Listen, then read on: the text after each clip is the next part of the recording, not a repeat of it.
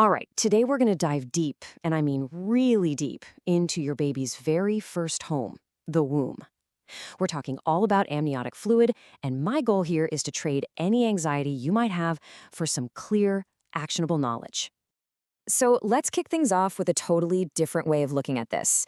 What if you imagined that your baby isn't just, floating around in there, but is actually living in this incredible, high-tech, self-regulating aquarium? Because honestly, from a scientific standpoint, that's a pretty amazing way to describe it. And this fluid, it is so much more than just water. It's a full-blown life support system. It's like a perfect little cushion against any bumps from the outside world. It's absolutely essential for helping those tiny lungs develop. And get this, it keeps the temperature at a perfect, steady 37.5 degrees Celsius. So how do we actually check on this aquarium? Well, we use something called the Amniotic Fluid Index, or AFI for short. You can think of it like checking the water level. That number you see on your ultrasound report, it gives us a really clear snapshot of your baby's overall well-being and what we call their biological reserve. Okay, so let's get into what happens when those levels get a little bit low. We're going to call this section the supply chain. Now, the official medical term for low fluid is Oligohydramnios, and a doctor will diagnose this when the AFI measures less than 5 centimeters. So if you ever see a number under 5 on your report, this is what they're referring to. But why does it happen? Well, the absolute best way to wrap your head around low fluid is to think of it as a supply chain issue. So here's the breakdown. The placenta is the supplier. If it's not working at 100%, maybe because of high blood pressure or maybe it's just getting a little older toward the end of pregnancy, the baby's body does something incredibly smart. It goes into survival mode. It starts sending blood flow to the most important places, like the brain and the heart, and away from less critical organs like the kidneys. So what happens when the kidneys get less blood? They make less urine. And since the baby's urine is what makes up most of the amniotic fluid later in pregnancy, the fluid level drops.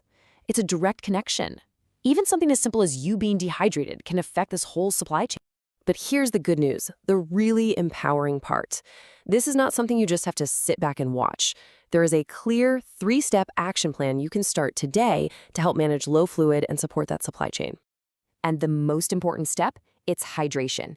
3 liters. That is your magic number, your daily goal. When you're properly hydrated, your blood is less thick, which actually helps the placenta transform more fluid over to your baby. It sounds simple, but it is a massively powerful thing you can do. Okay, let's flip the script now and talk about the opposite problem. What happens when there's too much fluid in the aquarium? We'll call this one processing overflow.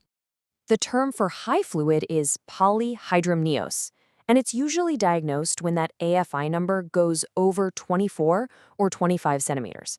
So we've gone from a low end of 5 all the way up to a high end of 24. It's a pretty wide range. So what's the why behind this one? Well, if low fluid is a supply issue, high fluid is almost always a processing overflow issue. And the reason why is actually super clear. By far, the most common cause is high maternal blood sugar, which you often see with gestational diabetes. When your blood sugar is high, the baby's is too.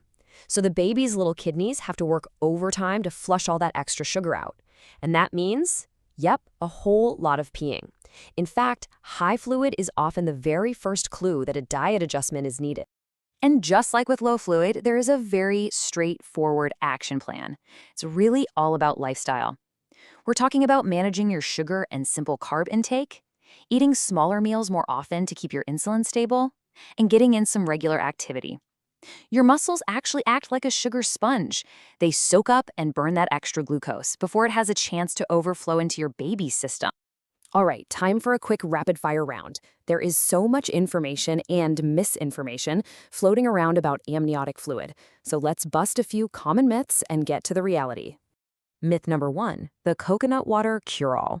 People say you can drink your way out of low fluid with 10 tender coconuts a day. The reality? All that natural sugar can actually make things worse, especially if there's an underlying glucose issue we don't know about. 1 coconut a day? Fine, but plain old water is your absolute best friend here. Next up, this idea that certain foods are heating and can somehow dry up your amniotic fluid. What's the science on that? There is none. Zero. Zilch. Avoiding perfectly healthy and vital fruits and vegetables because of this myth is the last thing you want to do. Just stick to that 3-liter rule and eat a balanced diet. And finally, this is a dangerous one, the misconception that a lot of fluid means you're just having a big, robust, healthy baby. The reality is that an overstretched uterus can actually increase the risk of some pretty serious complications, like preterm labor or the umbilical cord slipping down during delivery. So high fluid actually means we need more vigilance, not less. So let's take everything we've talked about and put it all together into what I like to call your CEO action plan. Because at the end of the day, you are the one in charge of this whole operation. And remember, you have an amazing built-in monitoring system, your baby's movements. A great rule of thumb is the 10 in 2 rule. You want to feel about 10 movements within a 2-hour window, especially right after you've had a meal. This is your single best way to check in and make sure everything's going well inside that aquarium. And you absolutely have to know when it's time to pick up the phone.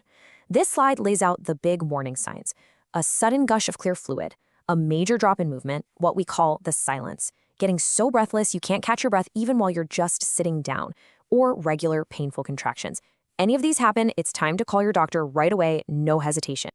Let's wrap this all up with one last analogy that I think really brings it home. Your amniotic fluid level, it's like the weather forecast for the womb. It's not the whole picture, but it gives us a clear, real-time look at your baby's internal health and just how well that placental supply chain is chugging along.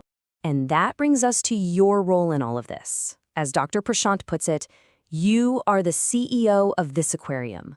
Your job is to manage the environment with your hydration, your nutrition, your rest.